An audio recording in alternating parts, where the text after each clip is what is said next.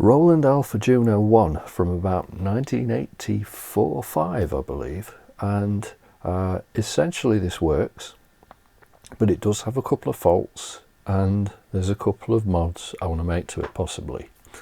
I picked this up end of last year, I think it was, and I want to be able to use this on the next piece of music that I'm going to be making. I've had this in the queue for quite a while, and I've been doing some research on it and mulling over exactly what I want to do. I picked this up at a fairly reasonable price. They have gone up a bit more in the more recent years. Generally the sort of more desirable Junos like the 60, the 106, even the original 6 have skyrocketed in money, and the Alpha Junos, if you can find them, sometimes still available for reasonable money, and in essence, apart from the completely different look of it, you've got the same kind of thing for a fraction of what you'd pay for those supposedly more desirable models. Things I do like about it: its compactness, its weight. It's not too super heavy compared to an original Juno 660 or 106. It wins by a fair margin in that regard. The looks of it, at first, it's one of those things that divides people. At first, you get used to the sort of look of the Junos, again, the more desirable ones, and you look at this and go, oh no, what did they do? But you kind of understand Roland's mentality of having the Juno as supposedly a cost-effective synthesizer for the masses, and the part that made it difficult to manufacture and expensive to manufacture was likely all the faders on top. By having this sort of computer controlled and having a membrane keyboard on the top, well, it certainly made it cheaper to make. And this one's got an issue where I wonder if it's been not dropped, but I wonder if we've got some issues with damage internally to the cabinet, because the membrane keyboard, all the buttons on this side have still got a reasonable click to them, and it's only when you get to this side, some of the buttons do, some of them don't. There's just nothing there, for instance, under the brilliance and envelope time buttons, and the value button feels like it's it's there somewhere. But I'm wondering if the whole board inside has shifted down. I'm hoping we haven't got a crack in the board, but that is the most important thing, I think, to try and look at. The other thing is these buttons down here, which are standard tactile switches underneath. A couple of them working fine now.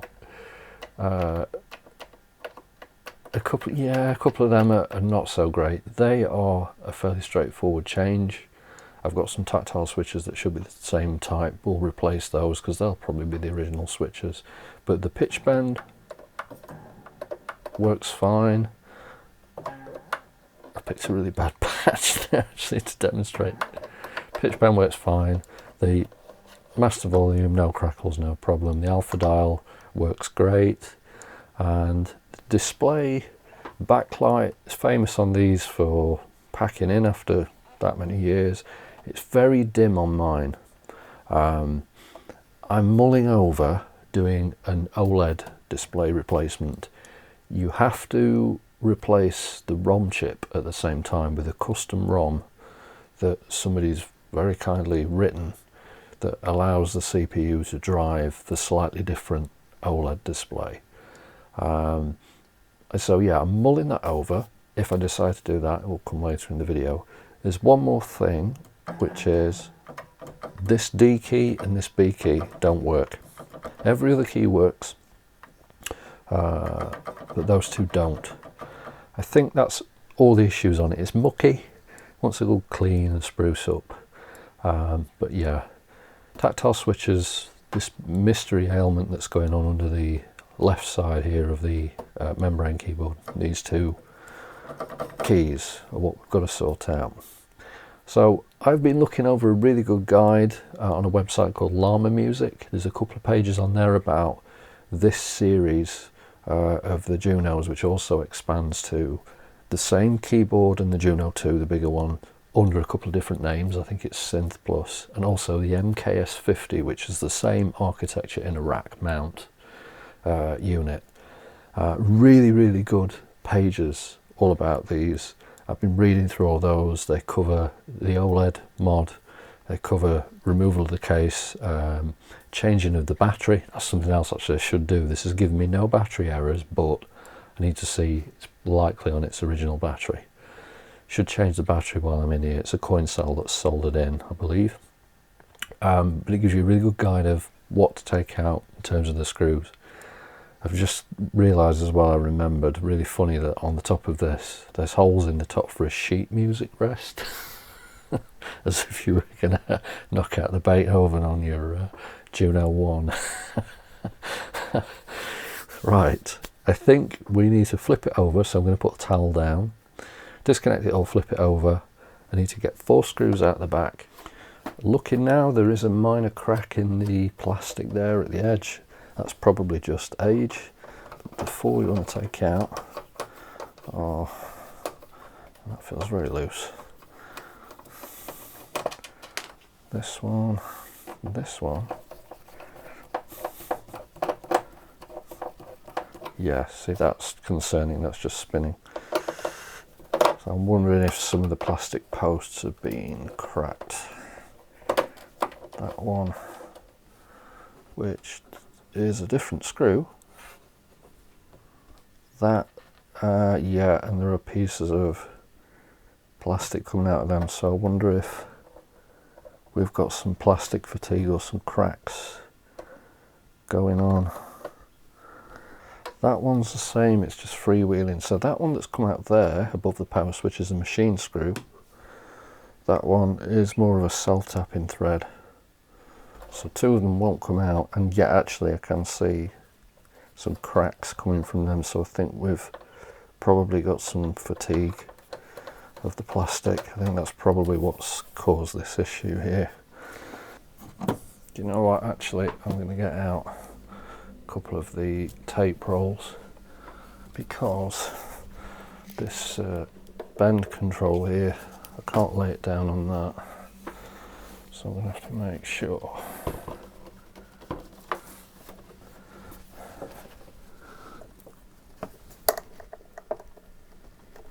That's it, that sits inside that. So it should be the smaller screws and some actually along the front edge that we need to remove. Yeah, okay, so I think the ones in the plastic are just the standard small self-tapping screws. So the one near the power supply must go into a piece of chassis.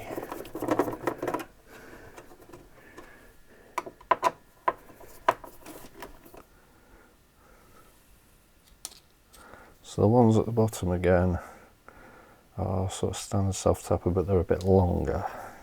Let's remove all of these inset screws, which are machine screws. You don't have to remove the ones that are inside the feet.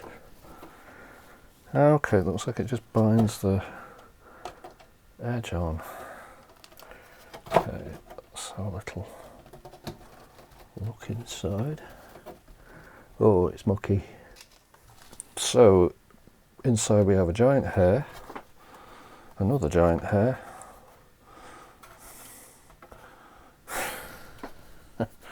there's a battery, lithium battery, Mitsubishi Electric, I think that says. I wonder if that is original. So one bit of good news, we've got this JU-1, this is the ROM, and it's socketed. That's good that it's socketed, because flashing a new ROM means that we just flash a new chip and pop it in that socket, and we can keep this one in some anti-static stuff for safekeeping. Yeah, it's pretty mucky inside. I can see bits of dead insects and all sorts, so definitely something there. So it's going to want a good clean out. And yeah, sure enough, the bottom of this board, the board should be held on to some little clips, and what's happened there? The board is, this board down here is bent up like this. Why? Why would it be bent like that? There should be one of these little stems poking through that, and it's not, so we may have to take the keyboard out and this top board to try and address this. There's a screw there. Let me just loosen that screw.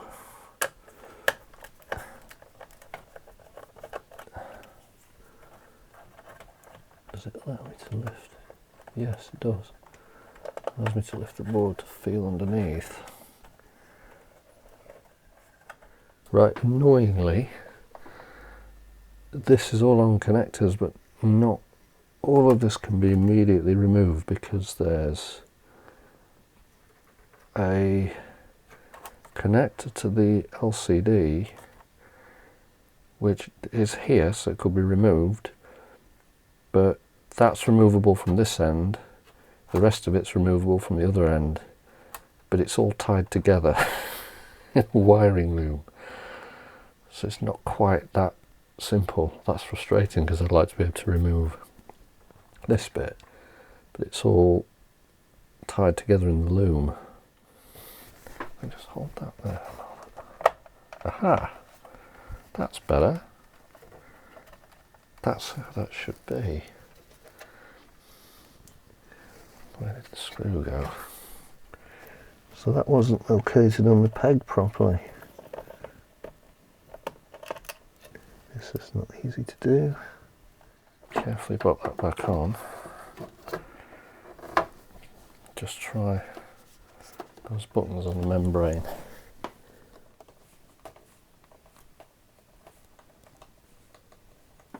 Yes, right. Assuming those switches work okay, problem number one solved. That board had come off that locating pin right down there. I'll include a close-up shot of that. Don't know how that happened, but that's that one solved. I mean, thinking about this, the keyboard's likely going to have to come out anyway, because it's all going to want cleaning. And I need to address this issue. The two keys are not working, don't I? So I think come back to this next time. I think we'll get the vacuum cleaner and the brush out. I might even take it outside.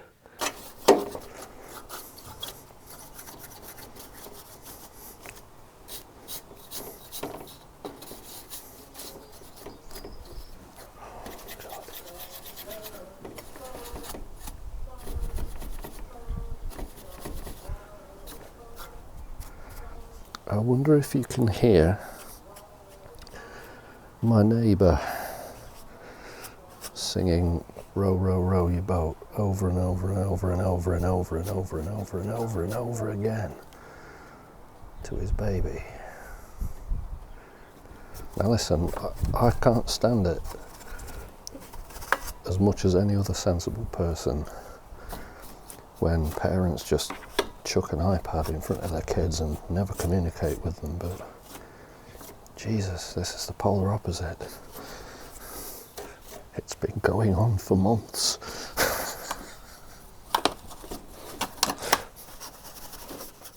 So I put this back on the bench and flipped it all around. I think tonight I will do the 4 buttons here.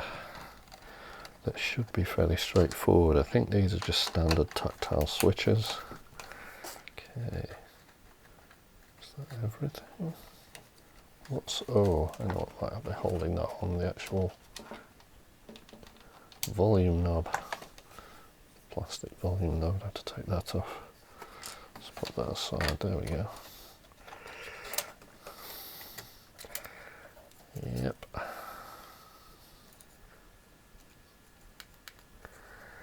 Wow, that's mucky. Okay, so oh, that is that card. What the?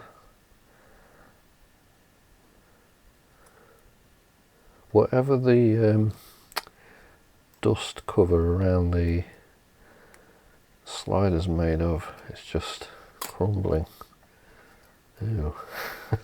Okay, I wasn't expecting that. That's really gross. That's on the connectors actually, or at least it's on a connector there. The other two are soldered in, and one's actually come out the back there. Yeah, the other two, these two are soldered in. They'll be on connectors at the other end. I don't know why.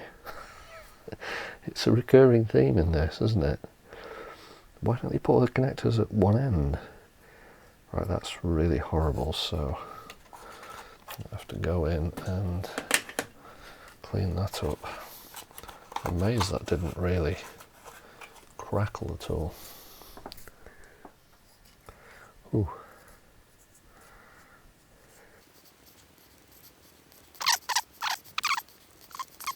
Right, yeah, it looks like they're standard tactile switches, so we need to get this switch sort of framework off, which I think, yeah, looks like these are on little plastic clips on the back. There we go. I think I'm going to put them in the ultrasonic cleaner. Wow, look at that. I've just got some alcohol here on the cotton bud. I wasn't sort of expecting to go really deep dive into cleaning this, because essentially it works. But that's pretty gross. Okay, so let's find new switches.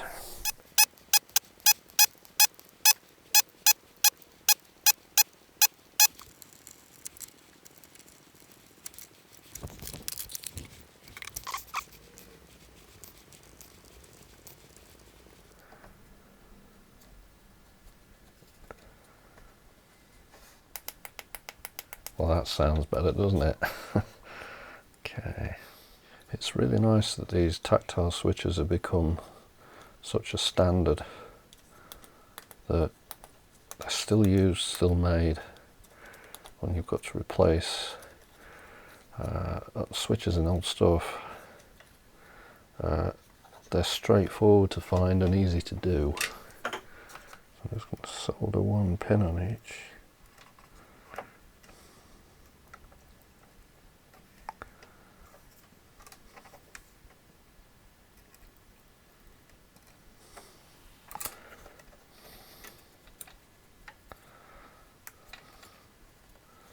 Make sure they're all pushed in firmly.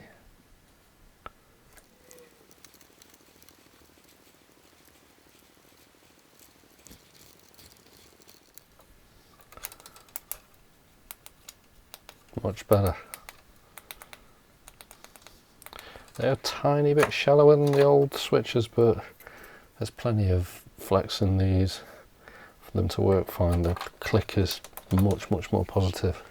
I think the job today then will be to get this keyboard out to have a look at this couple of dead keys now. I'm trying to suss out how I'm going to do this. Every connector on the main board could be removed, but that's going to be a massive ball ache, let's be honest. There's a tie wrap locking together a lot of the looms here that I could cut. It looks like there's only two connectors that come from the keyboard, one just off shot there, one here. If I cut that tie wrap, I might be able to separate those looms, just unplug those two, flip the board out the way maybe. I'm going to have to get this board apart at some point because we're going to do the battery, so we're going to need to get to the other side. There are 3 black screws and 3 brass screws in the main board. I think the reason for that is the black ones go into the sheet metal of the keyboard chassis itself. The brass ones I think go into brass standoffs, so these are like the self-tapping screws. these are likely machine screws. So it's cool that they did them in different colours, so ideally if you make note of it you can't mix them up. Let's try cutting this tie wrap. I'm just cautious that if I kind of try and flip all this over, the board's liable to get damaged if I can't kind of disconnect things. It's just flapping around. A plastic tie wrap we can easily replace. All this wired up loom that's all been wrapped is not so easy to do. So let's have a look. Ah, yeah, okay. So that's one, and that's, where does that one go? Okay. So there's two here. So don't you know there's another one that goes underneath. Where does that go? No, that goes up there somewhere. So the way they're numbered. This one that says 1 to 7, that should disconnect. I'm trying to pull on the housing a bit more than the wiring. Okay, that's one. This one. Alright, I think those are the only keyboard connectors. You can't mix them up because one is a 7-pin, one's an 8-pin, so we're okay there. I don't think there's anything from underneath that connects to the keyboard, so there's a screw here. These might be the only two. And one just off shot up here. Two identical brass screws that are actually exactly the same as the ones that hold the board in that I worked on last night. They're identical. So yeah, the keyboard is loose.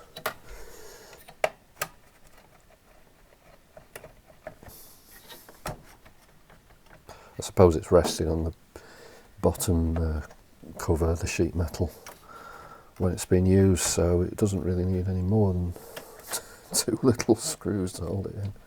But I'd half expect more. I think I'm going to remove the main board.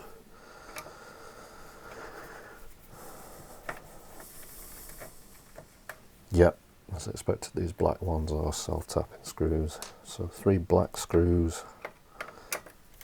go along the bottom. Coincidentally, I did check the voltage on this last night, and there's still 3 volts, and I do believe this is the original battery. This Mitsubishi Electric. On other pictures I've looked at, they've got the same battery. Wow, that's loose. Yes, so there's some very short machine screws that hold the top part of the board in. There's one hiding under the wiring looms here.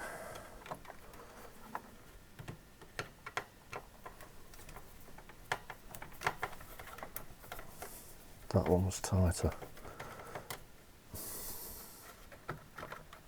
Yeah, that removes the board. Okay, that's cool. That's good because we can flip over the board. That's quite mucky underneath.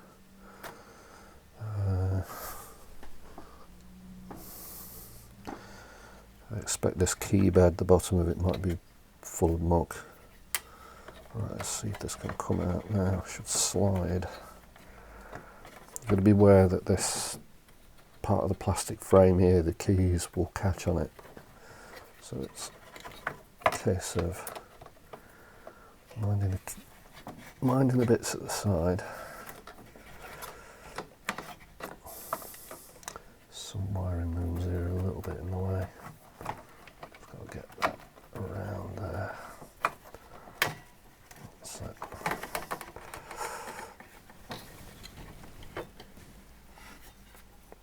Gotcha. Keyboard removed.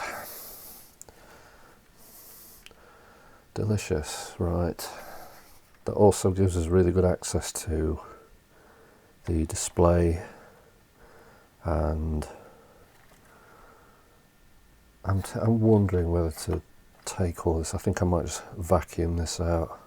I don't think I'm going to soak all this or anything. I don't think I'm going to wash it all like that. I think I'll just vacuum it and do it with a cloth. I don't think we're going to have any problem here really. I'm also conscious that soaking this might make the membrane, which is glued on, might get under the membrane. So it was this one and this one, wasn't it, that didn't work. Okay, I'm going to need a knife for this. Along here there's a clear plastic strip, and it's stuck on with some adhesive that's on the underside of the keyboard. So I'm going to get the knife at one end, just going to go in and loosen it. Then we're going to have to put this strip back on, so I don't want to curl it up too much.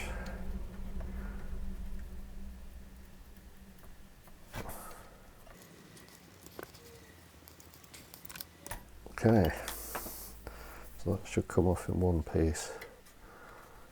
That probably won't really stick down again very well. I'll probably have to do some fresh tape on that. Some double-sided tape, because that does feel like it's done for.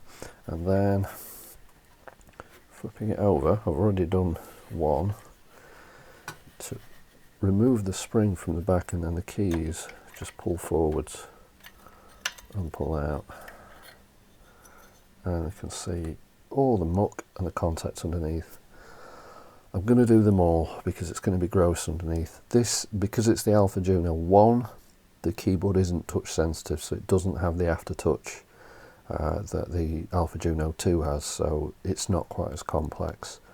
So I think we're going to have to take the contact strip off and wash all this out. So I'm going to take the pick and I'm going to take all the springs off. I'm actually going to get something to put them into. Let's put them in the cup.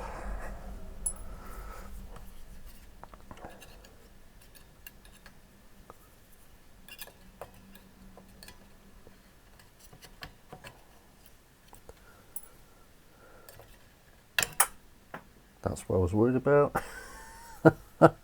I'll have to find that.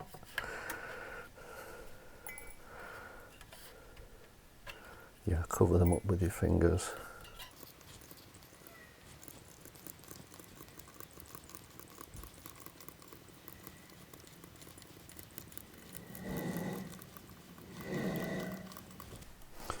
Right, and all the keys can be pulled forward. Do all the white keys first and removed. Oh boy.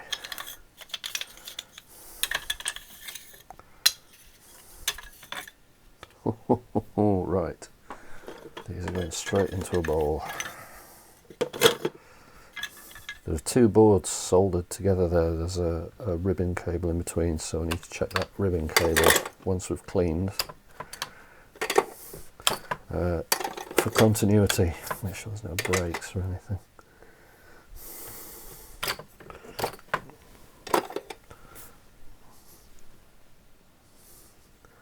Okay, so the contact strips have little kind of rubber pegs. Look at that. I think I probably should clean it and then remove the contact strip actually. I think we'll do that. There's a felt strip along here as well.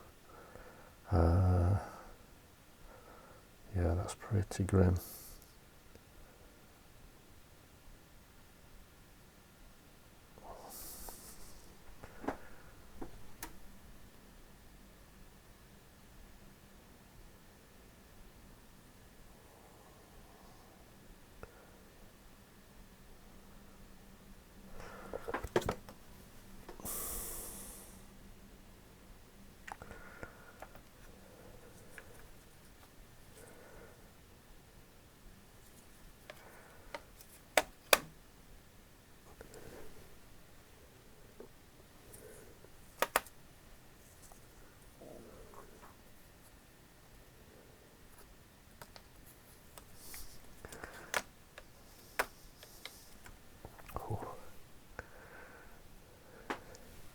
No, actually, I'm going to put the felt strips in there as well. Sod it, I'm going to wash the lot. We've come this far, haven't we? Why half-arse it? Let's have all these out of this front panel. If the muck under the keyboard's anything to go by, they're all the same. If the muck under the keyboard is anything to go by, this is going to be just as gross, and it's not going to get this again for a long time, is it? Okay, so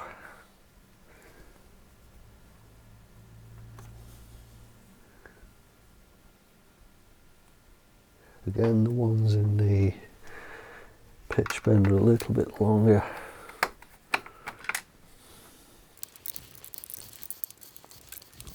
I'm not going to remove the metalwork, I'm going to leave that in place.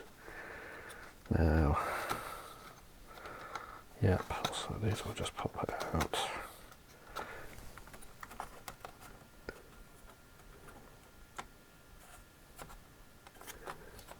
Oh, do you know what? I think I have to. I think I have to. Okay, yeah, I have to.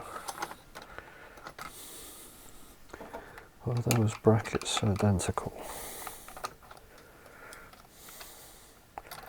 Same small screws. Are they identical? Yes, we've got two identical brackets. The little red countersunk screws. I'm not certain what that's for, but it's allowed me to get the board out at least. Almost. Yeah. And yeah, they're clean underneath. They also have, I think, some of these switches or something compatible if any don't work, but interesting. JU-2 only. It's an extra switch there on the Juno-2. I don't remember any of these not working apart from those that were loose on this side. And then there's just the alpha dial. So I've got an idea for this.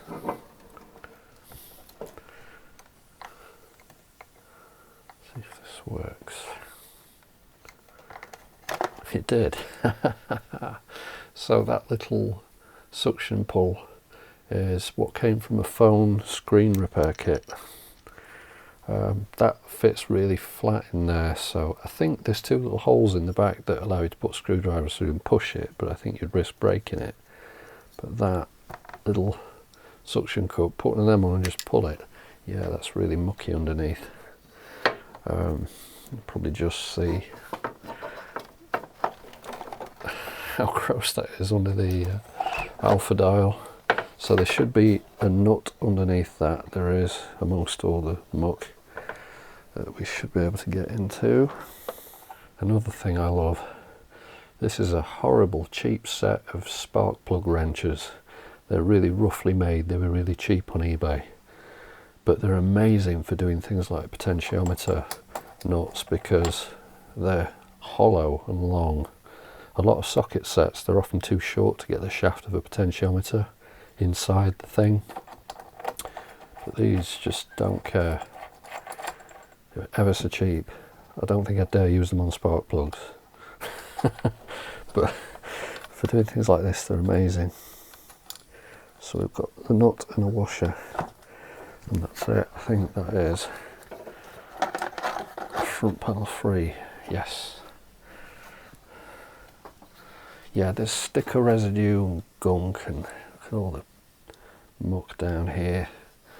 There's sticker residue all over the sides. There's some sticker residue below the pitch bend there. Look at the close up there.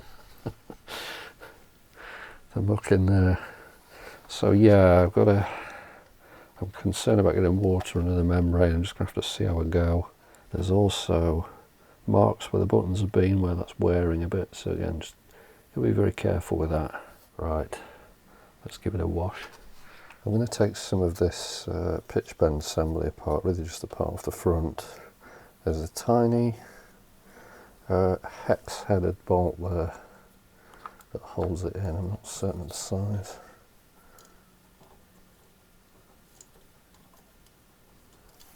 Next one maybe.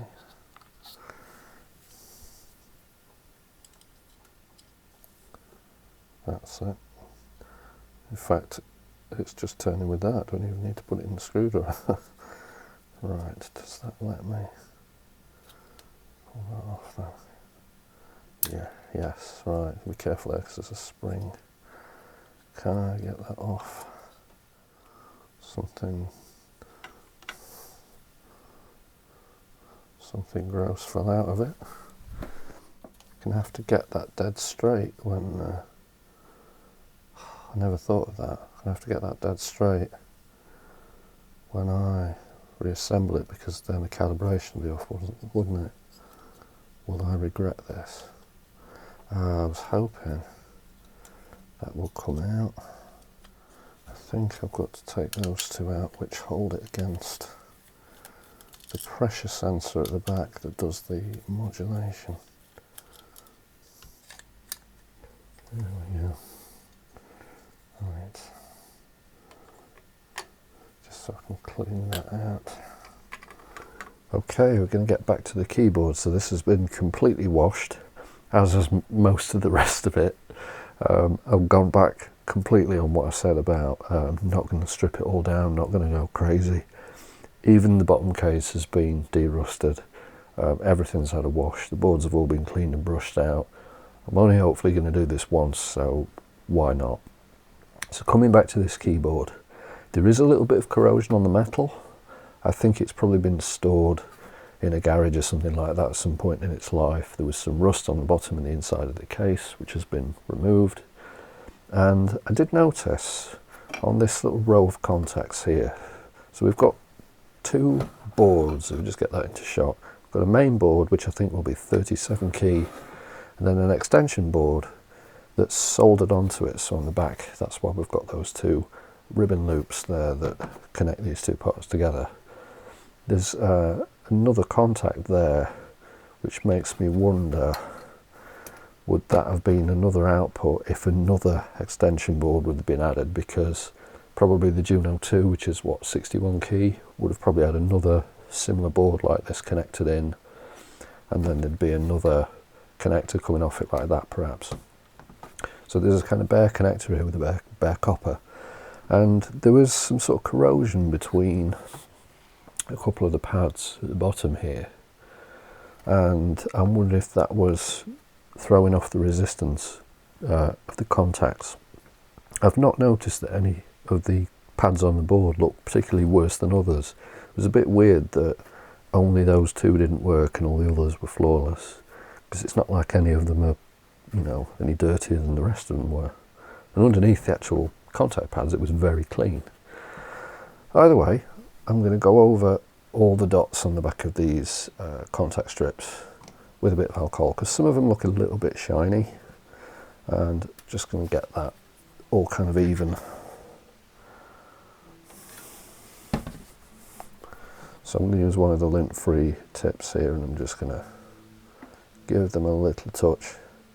You don't want to be scrubbing and scrubbing these, because it's very easy to take the carbon off. You really just want to refresh them and get any greases or deposits off them. They had a good bath when the keys were cleaned.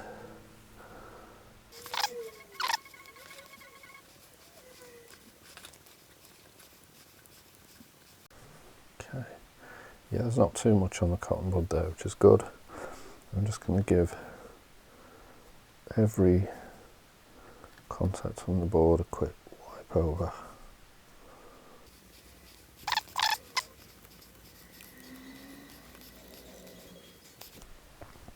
Right, let's start getting these back on.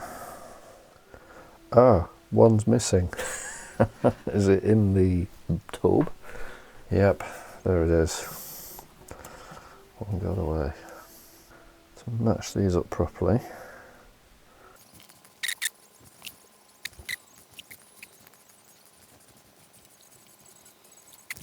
that took me a moment to match up, because these little rubbery pegs that go through the holes in these, there's a pattern to it.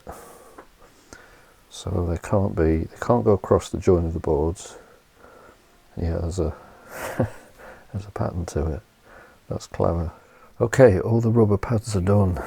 I find it helps to use a cocktail stick to do all the little rubber stubs on the top edge first, and then go in and do the bottom. You just have to really kind of push them through, sometimes poke them in with a stick, and then just get them right. And then you can go along the edges and just make sure they're all laying flat. I even took a steel ruler and just went along and made sure the edges were pushed down. They're all fine. And then I started to organise the keys. So I think the simplest way to do it is what I'm going to do here, which is put the top C on, then the top B, and that will work out where the first black key goes. We have to do all the black keys first. So I've only just slid these into place, so if we know that's going to be there, that's upside down.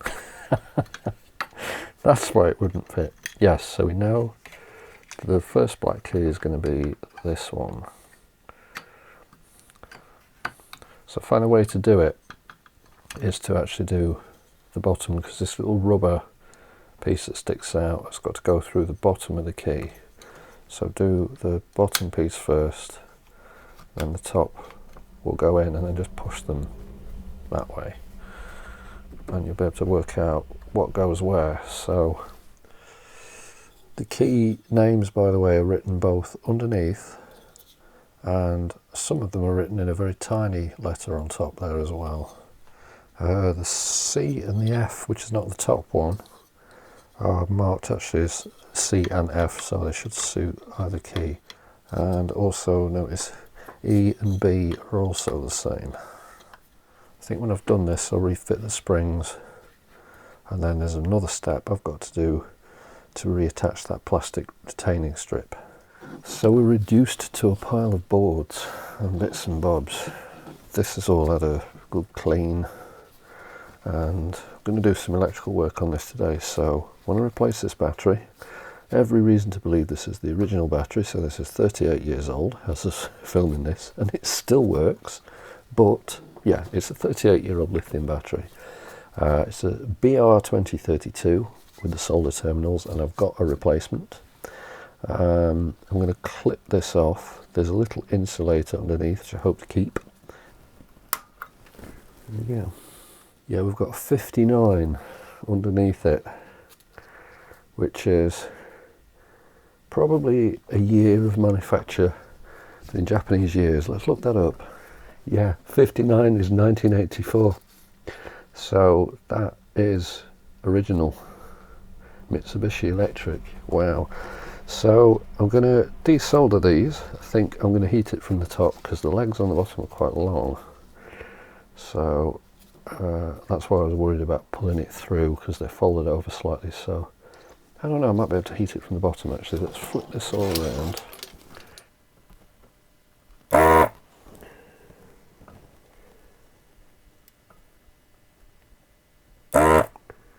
Really?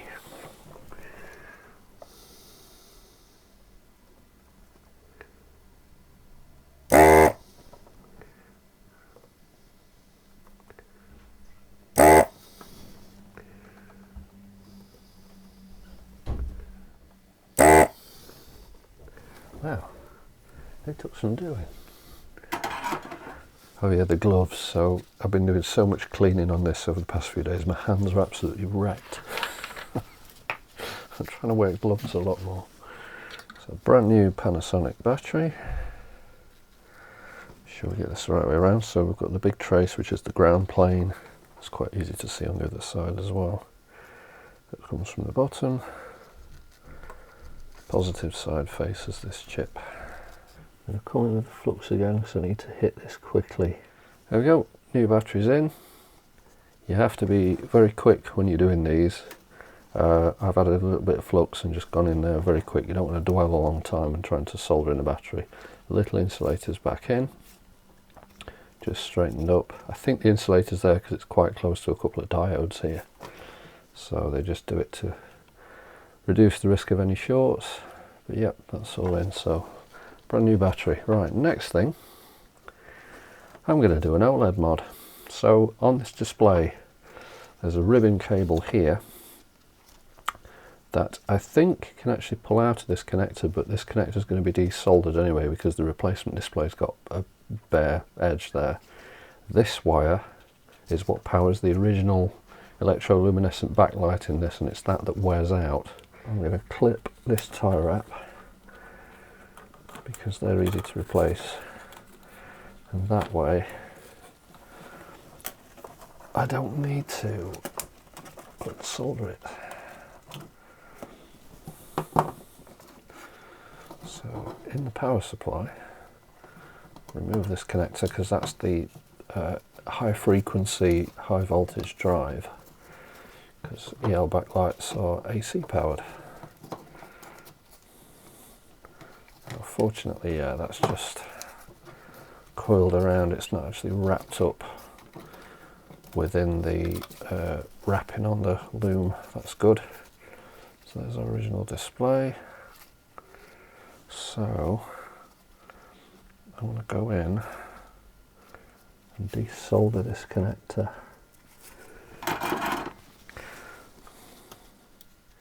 Now we'll be keeping that display because it does work, and if this doesn't work out, that display will be going back in. It's just the backlight's pretty weak, so the backlights do get weak on them. So yeah, I thought while we're in here, why not do the OLED mod, because I've got a bit of a plan for it actually. There's a little clump of solder there, just seen, to get off. So there are 2 more pins on the display than there are on this ribbon connector, which means I need to read the manual to find out what's what. So just done a bit more reading up on this, and if the high voltage is disconnected, it's technically still active because of course this transformer and everything is still there. Apparently the quickest way to just quickly disable it is this inductor L1. Just remove it. Again, that's the part that will be put aside. Won't get rid of it, I'll keep it. Okay, I had to go over a couple of the data sheets here to work out what was going on. This has got 16 pins, the original's got 14 pins. Everything I'd read so far said that this is a straight swap. There are 2 pins on the new display, 15 and 16, that aren't actually connected. I think that's probably for straight swaps of other displays that have got a couple of extra connectors. I'm not sure. What I ended up doing was comparing the pinouts of the 2, which are identical, save for a couple of things. One is that extra couple of pins that are just not connected, and another one is, I think it's the 3rd pin, let me confirm. Yeah, the 3rd pin. On the LCD original, it's a contrast adjustment pin because you have the viewing angle contrast that you set. And on this one, the same pin is there, but of course there's no viewing angle to set on a OLED. So it's just not connected. So you can, again, straight swap it without worrying about any crossed signal or anything, but it just doesn't do anything. So I metered out the 5 volts and ground, which is the only supply you need to give it. Of course, you don't need to give it an EL backlight. So the 5 volts and ground, I metered from there, and I think this is going to be soldered slightly differently to the original, whereas the original would have gone... How would that have gone? Okay, I got myself in a real mix-up here because I was confused about which way up all of this was. Of course, this is going to be facing upwards. The buttons are facing upwards. Without it not being in the case, I was totally thrown. So I was thinking, there's something wrong with the way, the orientation I'm soldering this, the difference between the displays. They're not at all. So I've just tacked this on just to hold it in place. So yes, the 5 volts ground and all the data, the pinouts, as long as they are leftmost, so you match pin 1 to pin 1 of this board, they'll be fine. So I'm going to properly solder all the connections here, because this is in, this is straight, and then we should be good. So the next thing I'll have to do after this is the firmware by doing the new EPROM. Okay, that's our display soldered in, that's right. Didn't get that on film because it would have been an entirely back of head and swearing shot because it kept moving about. But it's on there. So yeah, next bit then is the firmware. Yes, it's got the film on. We'll not be peeling that off yet. We'll also be doing something else. Into the throes of reassembly then, and I've not fixed in the OLED yet. That's the next thing I'm going to do. But before I do, let me explain my plan with this. So a lot of the OLED mods that you see around are usually white or blue, and I didn't think they really look very fitting. When I think about typical sort of 80s synthesizer, or any kind of 80s technology, especially with a display, I traditionally think that kind of classic red and like the kind of 7-segment displays and that sort of thing, either that or the kind of turquoisey VFD display. And the blue on these doesn't really look like that, I don't think, and white ones, while they look great, they don't really look the part. What I really wanted was red. Now Winstar, who make these displays, claim on their datasheet that they make a red one.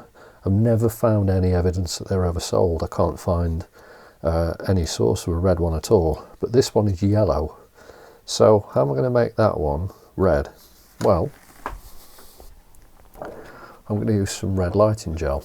I think if this is doubled up and a small piece is cut to just sit inside this aperture, maybe a tiny bit of glue just at the edges that are concealed by the bezel there, I think that will be enough to make this a kind of reddy orange that will match some of the print on the front of the case, and I think it looked really smart. So that's what I'm going to do. Mostly reassembled. The boards in the back down there as well, it's all been cleaned out. I haven't done yet that strip along the back of the keys. I've got to do the EPROM next for the OLED to power it on, to do the reset for the battery, to know that it works, to check those keys before I put the strip on, because if they don't work I'm going to have to go back in the keyboard, go under those keys again, or at least the top sort of bank of them. So I can't stick that on until we're absolutely sure that it all works. In order to do that, yeah, I've got to go through all that. So the next job I want to do, as I say, is this EPROM. So I'm going to get a brand new bang up to date computer out.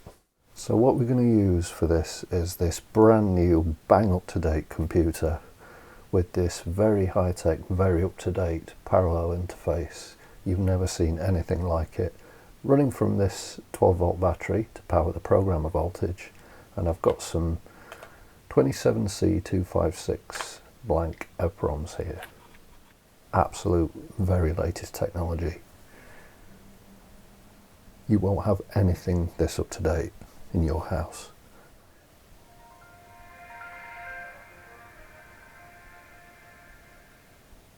Dolby Atmos, you know. With everything connected, we're going to go to EPROM 3, and I'm going to select the chip that I need, which is 27C256. On there it will tell you how to set these jumpers at the bottom.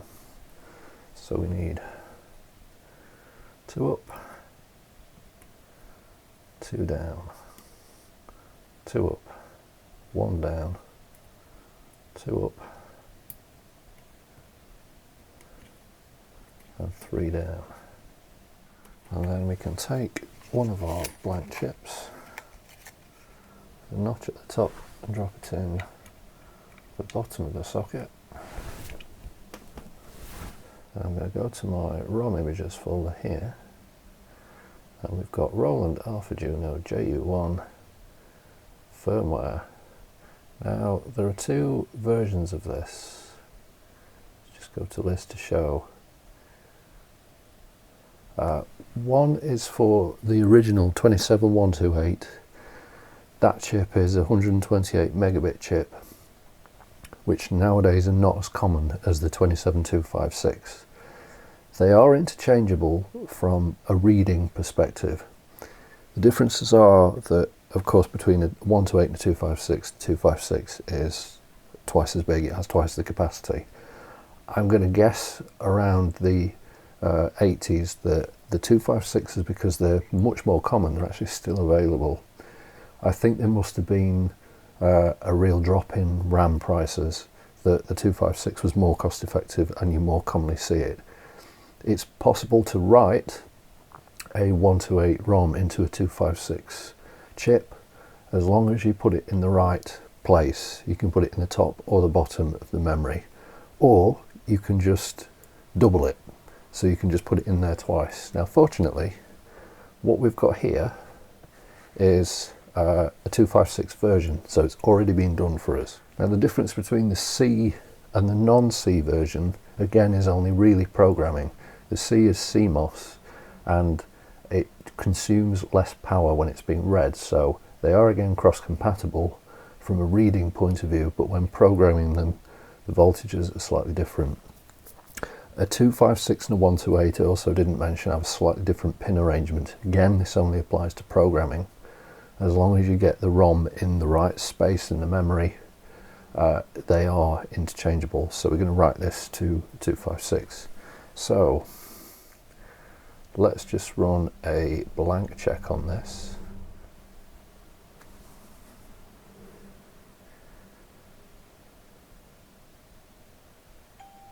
Yep, you get the ping, so we're all good.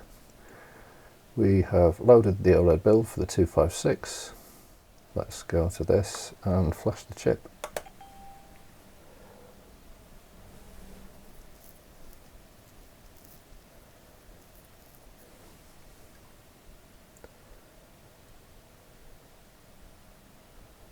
And it does a verify pass. Done. We go to read chip.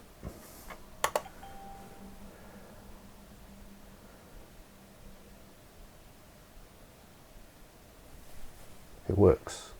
Go into buffer. We can actually see the data in the hex table. Time, brilliance, depth mod, alpha Juno, check battery, memory protected. Excellent. So it's like that's all good.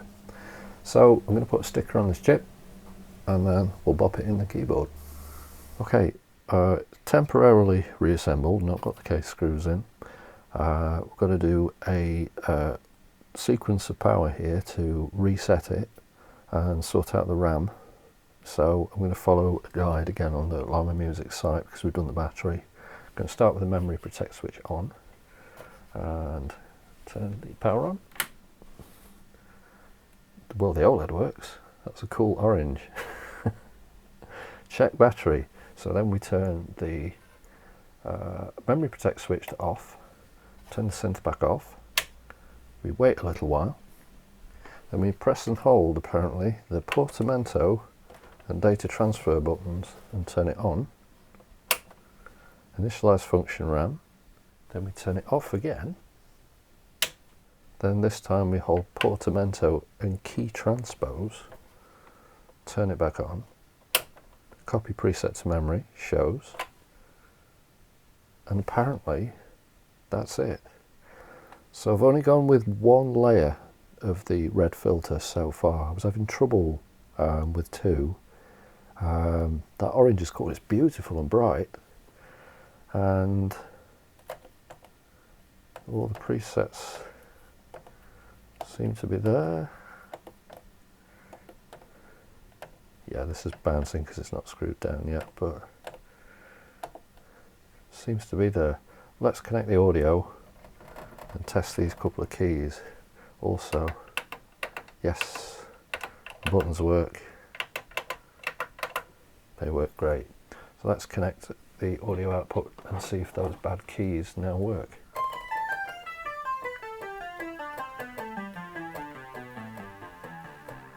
They all work.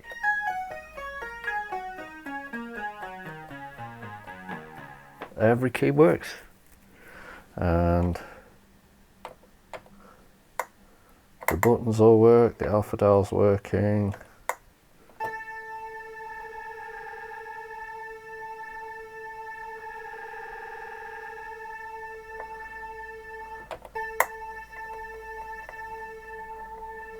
Fantastic.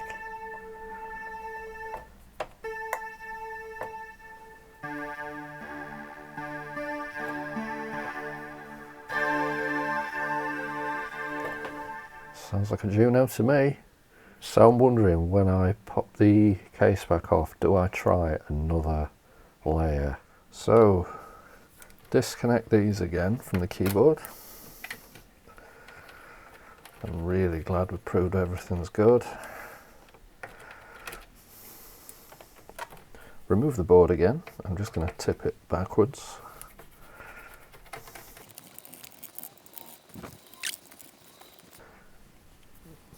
So I can't remember if I mentioned it earlier, but what I ended up doing was, where this original adhesive strip was, I started cleaning it with alcohol and everything after it was washed. There was a lot of hair and fluff, it was awful. And what I think I could have done on reflection is just kind of reactivate the adhesive on there with the alcohol. But what I ended up doing was, of course, when all the keys were off, is getting acetone on a cotton bud and removing it completely. I decided to get some double-sided tape, and I'm going to do a new strip of tape along there to stick this plastic piece back on. The only thing I can think the plastic piece does is to stop the keys being pulled forward like that against the spring. It feels like a bit of an afterthought. Maybe it was just one of those last minute things where Roland thought, oh no, the keys get pulled forwards, let's just stick a bit of plastic over the top of it. And then there's this sticky piece at the top, and I can't figure out what that actually does. The only thing I can think of was, of course, in the Alpha Juno 2, there's the aftertouch. I'm not sure how that works. It's got touch sensitivity and aftertouch. I'm not sure how that is wired, whether it's some kind of pressure ribbon or what. I don't think it's poly aftertouch. Definitely doesn't work like the Ensonics, for example. I'm familiar with those, but they have a whole unique kind of system that's really cool. Maybe I'll talk about that one day. So yeah, there's a sticky strip at the back that appears to do nothing in this revision, and then this piece along the front needs to replace. Maybe it was all just one piece of tape and then it was cut down the middle when they were made. Don't know, but let's get on with it. So I bought some double-sided tape in a local store. The efficient way of doing this will probably be to chop small sections this way and stick individual sections on. Do I go for that? Because I think that's going to be easier than trying to strip this along something and slice it in one long piece. I think I will. I think I'll give myself an easy life. I certainly don't think it's critical that they're a little bit longer this way, because the actual plastic's a little bit wider than that original strip. As long as they don't overlap this edge, they'll be fine. And I've got all these topping pieces to pull off. Side cutters to the rescue. Let's get these edges off, it's pretty tricky.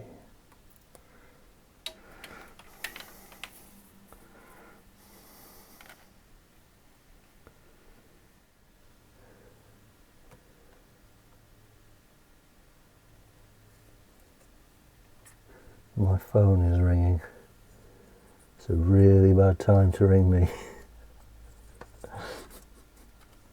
Okay, so I could have probably pushed that tape a little further back because a lot of that is still exposed. But, I mean, that's how the Roland one was. And let's check it all works. Yeah. It's definitely holding the keys in. Yeah, in one long strip it would be nice just to pull it like that, but that would be awkward to cut from the roll. So I'll still call that one a win. Back together again. I've got 2 layers of filter gel in this display now. It looks so much better. That looks great. I'm really glad I went with the OLED mod. I very nearly chickened out of it. I thought, oh, I don't know if I can be bothered. I'm really glad I did. Not only does it look great, but it's just, from any distance, it's so much easier to read. The camera will probably pick up a little bit of the multiplex strobing. I've tried to take pictures of it and it's sort of the same thing, but to me it looks amazing. It looks really legitimate. Yeah, you've got the blue detail on that on there. I guess if you went for a blue display it wouldn't look that out of place, but I just don't like blue LEDs. I just can't stand them. They don't look period correct for a start. They just look crap to me. Everybody who had blue LEDs and everything just wanted to pull them all out.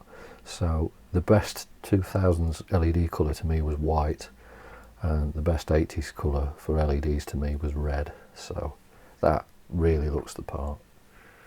So the final thing to do then is just give the plastic a little bit of a spruce. Now it's a painted finish, so I've got to be careful with this, but I'm just going to go over it with some of the usual stuff that I use. It's a bumper restorer. It's just going to take some of the oxide out of the top layer, just make it look a little bit better. In fact, it should be turned off to do this. There is wear in the paint, and that's absolutely fair play because of its age. I think this stuff will just restore just that top layer a little bit. Yeah, there's shiny bits and wear and tear and all that, but that has come out really nice. All the crap from inside it's gone. And yeah, I think that's pretty much ready to roll. Okay, last little bit I want to do with the close-up cam here, because I've got these tiny little switches to show. And yes, I'm sorry my camera wobbles a little bit. Need a solution for that.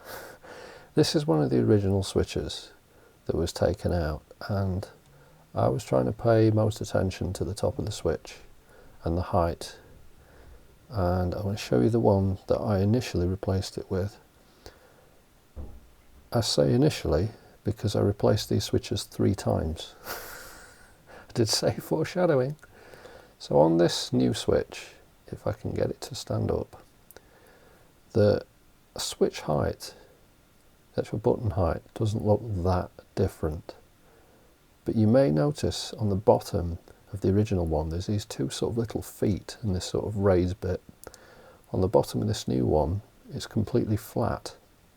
So when you put these down to the board, it sits even lower. So when I actually put the plastic covers on the switches, they couldn't press down, because on those switches, or on those plastic covers, I'll include a picture to explain what I mean, there's a little triangular section that hits the board if the switch is too low, and that's there to stop the button being pressed so hard that the actual tactile switch bottoms out. It's a genius bit of engineering, because those switches, although they've oxidized a little bit, did basically still work, just not very well. And those switches have lasted 38 years. A lot of things have a cover over a tactile switch that don't have any kind of mechanical lock to stop the thing bottoming out, so it puts all the pressure on the tiny tactile switch, and they last probably 3 or 4 years at best. So it's a brilliant bit of engineering, but I didn't pay attention to the bottom of this, so it was too low and the plastic part was bottoming out before it could even click the switch at all. Alright, no problem. Went through the stash, found some that were quite a bit taller. So if we can get these the same way around. So you see these now got the bottom bit on, the same as these. And the switch stem is a lot taller. So you think, well, that's way taller now, should be fine. No, it wasn't, because it pushed them up so far that when I actually went to put it back in the case, there's a bit on the top of the switches, on the plastic covers, sorry, that would stop it fitting properly. So I went through the stash again, and I don't know why I didn't find these in the first place, but I found some that were perfect. They're about the right height, they've got the piece at the bottom that matches, the covers fit, they were great. So I really don't know, why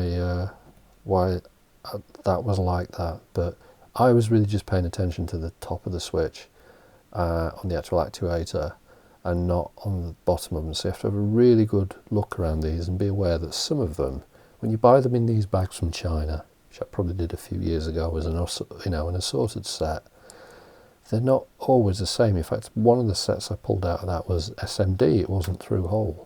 I never even noticed that until I actually went through them. So if you're doing any of these and you've got some tactile switches, desolder the old ones, put the new ones in the board, put the switch topper on the switches, and try it in the board before you solder them to make sure that there's clearance and that they will actually click down and they will fit properly, because otherwise, like me, you'll end up soldering 3 different sets in before you get it right. So I hope that's of a little bit of information, a little bit of help to someone. And overall, we're going to end the video here. I'm not going to do any demoing on this video because it's gone on long enough. This was a repair video, not a demo video. There's loads of other demo videos of Alpha Junos out there. And really, I want to do something in the studio with it. So if I next put it on video, it's going to be there. So I'll close out from here. But if you've watched all the way through, thank you very much.